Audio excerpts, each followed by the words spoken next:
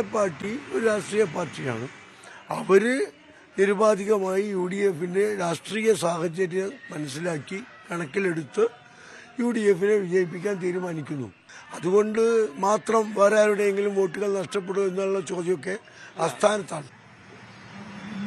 അനുഭവം നേരത്തെ പറഞ്ഞതുപോലെ കഴിഞ്ഞ ലോക്സഭാ തെരഞ്ഞെടുപ്പിലൊക്കെ ഉണ്ടായ ലീഗിന്റെ വോട്ടുകളിൽ, ലീഗിന്റെ 2 മണ്ഡലങ്ങളിലും ഉണ്ടായ വോട്ടുകളിലുള്ള വർധനവ് ഈ വിഭാഗങ്ങൾക്ക്, സമസ്ത പോലെയുള്ള വിഭാഗങ്ങളുമായി വലിയ നിരന്തരമായ തർക്കങ്ങൾ ഉണ്ടായിരുന്നു, പരസ്യമായ പ്രതികരണങ്ങൾ ഉണ്ടായിരുന്നു. സമസ്തയിൽ തന്നെ വലിയൊരു വിഭാഗം ലീഗിനോട് വിയോജിക്കുന്നു എന്ന വാർത്തകളൊക്കെ പുറത്തു വന്നൊരു തെരഞ്ഞെടുപ്പാണ്.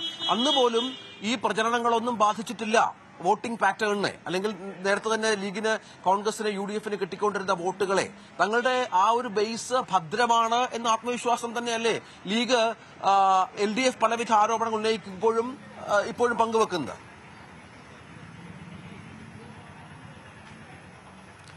രഞ്ജിത്ത്, കഴിഞ്ഞ തെരഞ്ഞെടുപ്പിലെ, പൊതു തെരഞ്ഞെടുപ്പിലെ, ലോക്സഭാ തെരഞ്ഞെടുപ്പിലെ ഈ ഒരു ഭീഷണി, അതായത് സമസ്തയുടെ ഒരു വിഭാഗം ഒപ്പം നിൽക്കില്ല ലീഗിനെ എന്നുള്ള ഭീഷണിയെ ലീഗ് മറികടന്നത് വലിയ റെക്കോർഡ് ഭൂരിപക്ഷം നേടിയിട്ടാണ്. അതാണ് ഇവിടെ വലിയൊരു ആത്മവിശ്വാസം നൽകുന്ന ഘടകമായിട്ട് ലീഗിന് മുമ്പിലുള്ളത്.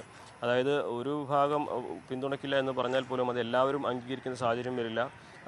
മിക്കവർക്കും സ്വതന്ത്ര നിലപാടാണുള്ളത്. അത് ലീഗ് എടുക്കുന്ന നിലപാടിനൊപ്പം നിൽക്കുമെന്നൊരു പ്രതീക്ഷയാണ്. ഈ ലീഗ് സമസ്ത തർക്കത്തിൻ്റെ പ്രധാനപ്പെട്ട കാരണം അത് തന്നെയാണ്. ലീഗ് രാഷ്ട്രീയമായിട്ട് സമസ്തയെ ഉപയോഗിക്കുന്നു, സമസ്തയെ അവരുടെ പോഷക സംഘടനയാക്കുന്നു എന്നുള്ള ആക്ഷേപമാണ് സമസ്തയുടെ വലിയൊരു വിഭാഗം മുന്നോട്ട് വയ്ക്കുന്നത്.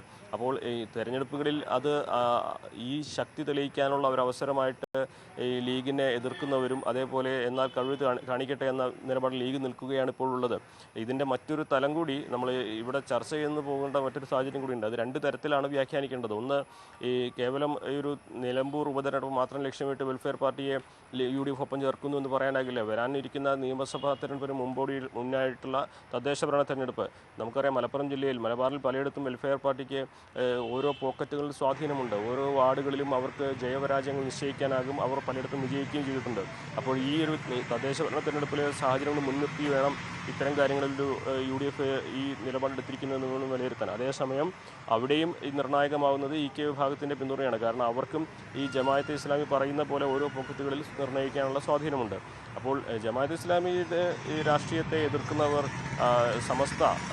സമസ്തയിലെ ഒരു വിഭാഗത്തോട് ലീഗ് പറയുന്നത് അവർ കാണിക്കാനുള്ള കരുത്ത് കാണിക്കട്ടെ, തെളിയിക്കട്ടെ എന്ന നിലപാടിൽ തന്നെയാണ് ലീഗ് ഉള്ളത്. ഇതിൽ ഈ സമസ്തയുടെ നേതാക്കൾ പറഞ്ഞാൽ എത്രത്തോളം അണികൾ അതേപടി അംഗീകരിക്കുമെന്ന കാര്യമാണ് ലീഗ് ഉന്നയിക്കുന്നത്. ഭീഷണിയൊക്കെ മുൻപ് ഇത്തരത്തിൽ ഇതിനേക്കാൾ ഭീഷണി പൊന്നാനി തെരഞ്ഞെടുപ്പിൽ നടത്തിയിട്ടും അവിടെ റെക്കോർഡ് ഭൂരിപക്ഷത്തിൽ വിജയം നേടാൻ കഴിഞ്ഞു എന്നുള്ളതാണ് ആ ലീഗിനെ സംബന്ധിച്ച് ഈ ഘട്ടത്തിൽ അവർക്ക് ആത്മവിശ്വാസം നൽകുന്ന ഒരു കാര്യം. പക്ഷേ തദ്ദേശ ഭരണ തെരഞ്ഞെടുപ്പും നിയമസഭാ തെരഞ്ഞെടുപ്പിലും ലോക്സഭാ തെരഞ്ഞെടുപ്പിലും ഒരേ പാറ്റേൺ അല്ല, ഒരേ രീതിയിലല്ല എന്നുള്ളത് വലിയൊരു പ്രധാനപ്പെട്ട കാര്യമാണ് വോട്ടിങ്ങിൻ്റെ. അതിൽ വിഷയങ്ങളും അതിൻ്റെ രീതികളൊക്കെ മാറും. എന്നിരുന്നാൽ പോലും ഇത്തരത്തിൽ ലീഗിനെ എതിർക്കുന്ന, ലീഗിനെ ഭീഷണിപ്പെടുത്തുന്ന സമസ്തയിലെ ഒരു വിഭാഗത്തിൻ്റെ സമ്മർദ്ദ തന്ത്രത്തിന് നിന്ന് കൊടുക്കേണ്ടതില്ല എന്ന ഒരു കാര്യം കൂടിയുണ്ട് ഈ ജമാഅത്തെ ഇസ്ലാമിയുടെ പിന്തുണ ലീഗ് അംഗീകരിക്കുന്നതിൽ എന്നുകൂടി നമുക്ക് വിലയിരുത്തണം. രഞ്ജിത്ത്, തീർച്ചയായും അതാണ് സാഹചര്യം. ഏതായാലും നിലമ്പൂരിൽ ഓരോ ദിവസവും ഓരോരോ രാഷ്ട്രീയ സാഹചര്യങ്ങൾ ഉരുത്തിരിയുകയാണ്. അത് LDFിനാണോ UDFിനാണോ ഗുണം ചെയ്യുക എന്നുള്ളതൊക്കെ നമുക്ക് വരും ദിവസങ്ങളിൽ കാത്തിരുന്ന് കാണാം. ഏതായാലും സ്വരാജ് ഇന്നും ഈ അല്പസമയം മുമ്പ് മാധ്യമങ്ങളെ കണ്ടിരുന്നു, ഈ വിഷയത്തിൽ ശക്തമായി പ്രതികരിച്ചു. അരുണ്, സ്വരാജ് ഇപ്പോൾ പറഞ്ഞു വെക്കുന്നത് എന്താണ്? ഈ പിന്തുണകളൊന്നും ബാധിക്കില്ല എന്നുള്ളത് തന്നെയാണോ? PDP വർഗീയ കക്ഷിയല്ല, PDP രാഷ്ട്രവാദത്തോ പിന്തുണയ്ക്കുന്ന കക്ഷിയല്ല. ആ പിന്തുണ ഞങ്ങൾ സുമനസ്സോലെ എല്ലാ തരത്തിലും സർവ്വസ്മന സ്വീകരിക്കുന്നു എന്നും പറഞ്ഞു വെക്കുകയാണ് വീണ്ടും സ്വരാജ്. അരുൺ,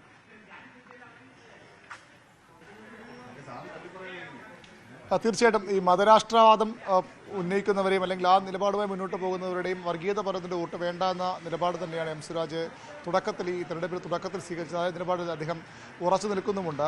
പക്ഷേ PDPയുടെ കാര്യത്തിലാണ് അതിലൊരു വ്യത്യാസമുള്ളത്. അല്ലെങ്കിൽ PDP നേരത്തെ എന്തായിരുന്നു എന്നുള്ളതല്ല ഇപ്പോൾ നോക്കേണ്ടത്. അവർ ആ നിലപാട് മാറ്റി. കഴിഞ്ഞ കുറേ നാളുകളായി വർഗീയ വിരുദ്ധ ചേരിയിലാണ്, അല്ലെങ്കിൽ മതേതര ചേരിയിലാണ് PDP ഉള്ളത്. അവരുടെ മുൻകാല നിലപാടുകൾ ഒരുപക്ഷെ അത്തരത്തിലായിരുന്നിരിക്കാം. പക്ഷേ അവിടെ നിന്ന് അവർ മാറിയിട്ടുണ്ട്. കഴിഞ്ഞ തെരഞ്ഞെടുപ്പുകളിലൊക്കെ അവർ അത്തരത്തിൽ മതേതര ശക്തികളെ പിന്തുണയ്ക്കണമെന്ന് പരസ്യമായി ആവശ്യപ്പെട്ടവരാണ്. അവരുടെ നിലപാടും അതുതന്നെയാണ്. ആ മാറ്റം ഉൾക്കൊണ്ടുകൊണ്ടാണ് അവരെ ഒപ്പം കൂട്ടുന്നത് എന്നാണ്, അല്ലെങ്കിൽ അവരുടെ വോട്ടുകൾ വേണമെന്ന് പറയുന്നതാണ് സ്വരാജ് വ്യക്തമാക്കുന്നത്. ഏതായാലും UDFിൻ്റെ ഘടകകക്ഷിയായ ലീഗിൽ ഒക്കെ ഈ ജമാഅത്തെ ഇസ്ലാമി ബന്ധം അത് മതേതര വിശ്വാസികളായിട്ടുള്ള ആളുകൾ, അതിൽ തന്നെ മതേതരമായി ചിന്തിക്കുന്ന ആളുകളുണ്ടെങ്കിൽ അവർക്ക് ഇത് ഉൾക്കൊള്ളാൻ കഴിയുന്ന ഒന്നല്ല. പൂർണ്ണമായും ഒരു വർഗീയ കക്ഷിയായി UDF മാറുന്നു എന്ന ആരോപണമാണ് ഇന്നലെ CPM സംസ്ഥാന സെക്രട്ടറി അടക്കമുള്ളവർ ഉന്നയിച്ചത്. UDF എന്ന പേര് തന്നെ മാറ്റേണ്ട സമയമായി എന്ന് ഇന്നലെ MV ഗോവിന്ദൻ CPM സംസ്ഥാന സെക്രട്ടറി വ്യക്തമാക്കിയിരുന്നു. ഏതായാലും ഈ ജമാഅത്തെ ഇസ്ലാമിയുടെ പിന്തുണ വലിയ ചർച്ചയായി മാറുകയാണ് മണ്ഡലത്തിൽ. അത് എങ്ങനെ ആർക്ക് ഗുണമാകും, ആർക്കൊക്കെ ദോഷകരമാകും എന്ന കാര്യത്തിലൊക്കെ ഇനിയുള്ള ദിവസങ്ങളിൽ ഒരുപക്ഷെ